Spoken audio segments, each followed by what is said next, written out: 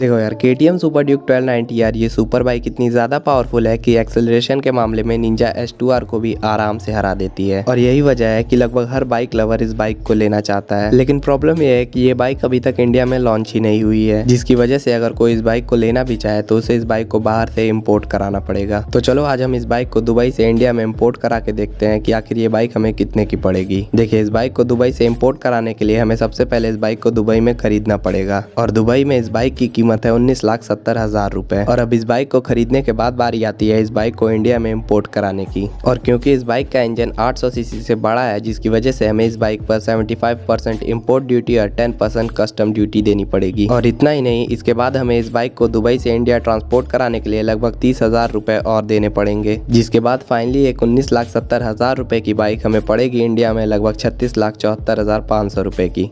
देखो यार, पिछली वीडियो में हम लोगों ने बात की कि कैसे अगर आप एक सुपर बाइक को दुबई से इंपोर्ट कराते हैं तो सारे टैक्सेस और इंपोर्ट ड्यूटीज देने के बाद वो बाइक आपको लगभग दुगने कीमत की मिलेगी। लेकिन ऐसा भी नहीं है कि आपको सारी सुपर बाइक के लिए सेम इंपोर्टिंग चार्जेस देने पड़ेंगे, क्योंकि अगर आप एक 800 सीसी से बड़े इंजन की बाइक को इंपोर्ट कराते हैं तो आपको उस बाइक पे 75% इंपोर्ट ड्यूटी और 10% कस्टम ड्यूटी देनी पड़ेगी। लेकिन वहीं अगर आप एक 800 सीसी से छोटे इंजन की बाइक को इंपोर्ट कराते हैं तो आपको केवल 50% इंपोर्ट ड्यूटी और 10% कस्टम ड्यूटी ही देनी पड़ेगी। तो चलो केवल मजे के लिए हम एक KTM ड्यूक 790 को दुबई से इंपोर्ट करा के देखते हैं कि आखिर ये बाइक हमें इंडिया में कितने की पड़ेगी। तो इस बाइक को इंपोर्ट कराने के लिए हमें सबसे पहले इस बाइक को दुबई में खरीदना पड़ेगा। और दुबई में इस बाइक की कीमत है लगभग 9,17,000 रुपए। और क्योंकि इस बाइक का इंजन 799 सीसी का है तो हमें इस बाइक पे केवल 50% इंपोर्ट ड्यूटी और 10% कस्टम ड्यूटी ही देनी पड़ेगी। और फिर सारे इंपोर्टिंग चार्जेस देने के बाद बारी आती है इस बाइक को दुबई से इंडिया ट्रांसपोर्ट कराने की, जिसके लिए हमें लगभग 30,000 रुपए और देने पड़ेंगे। जिसके बाद फाइनली ये बाइक हमें इंडिया में पड़ेगी लगभग 14,70,000 रुपए की। क्या मेरी तरह आप लोगों के मन में भी कभी ये सवाल आया है कि जब यामाहा R1 में भी 4 सिलेंडर इंजन का यूज किया जाता है तो आखिर ये बाइक बाकी 1000 सीसी बाइक से ज्यादा पावरफुल कैसे है? देखिए, इस बाइक की इतनी पावरफुल होने की वजह है इसका इंजन। जी हाँ, जहाँ बाकी बाइक्स में नॉर्मल 4 सिलेंडर इंजन का यूज किया जाता है, वहीं यामाहा R1 में क्रॉस प्लेन इंजन का यूज किया गया है। अगर आप एक 4 सिलेंडर इंजन को देखें तो उसके चारों पिस्टन में से दो पिस्टन एक पेयर में मूव करते हैं। वहीं एक क्रॉस प्लेन इंजन में इसके चारों पिस्टन अलग अलग टाइम पे इंडिविजुअली मूव करते हैं, जिसकी वजह से ये कम टाइम में मैक्सिमम टॉर्क प्रोड्यूस कर पाती है। और यही वजह है कि यामाहा R15 बाकी 1000 सीसी बाइक से ज्यादा पावरफुल है। क्या आपको पता है कि एक ऐसी भी इलेक्ट्रिक सुपर बाइक है जो स्पीड और एक्सेलरेशन के मामले में लिटरली H2 को भी पीछे कर देती है?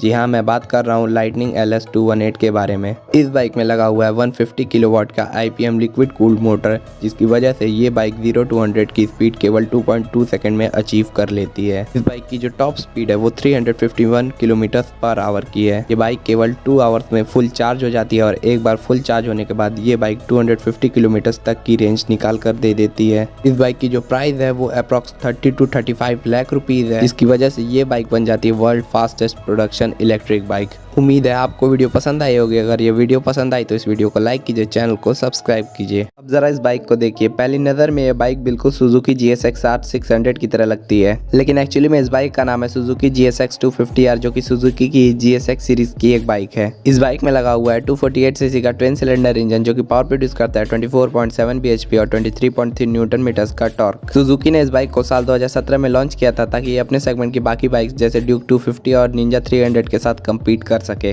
लेकिन ऐसा हुआ नहीं, क्योंकि इस बाइक में ट्विन सिलेंडर इंजन होने के बावजूद भी ये बाइक काफी अंडर पावर थी। क्योंकि बात करें अगर इसकी स्पीड की तो ये बाइक केवल 145 किलोमीटर पर आवर की ही टॉप स्पीड अचीव कर पाती थी, जो एक 250 सीसी बाइक के हिसाब से काफी कम है। इसलिए लोगों ने इस बाइक को ज्यादा कुछ पसंद किया नहीं, जिसकी वजह से ये बाइक वर्ल्ड वाइड उतनी कुछ खास पॉपुलर हो नहीं पाई।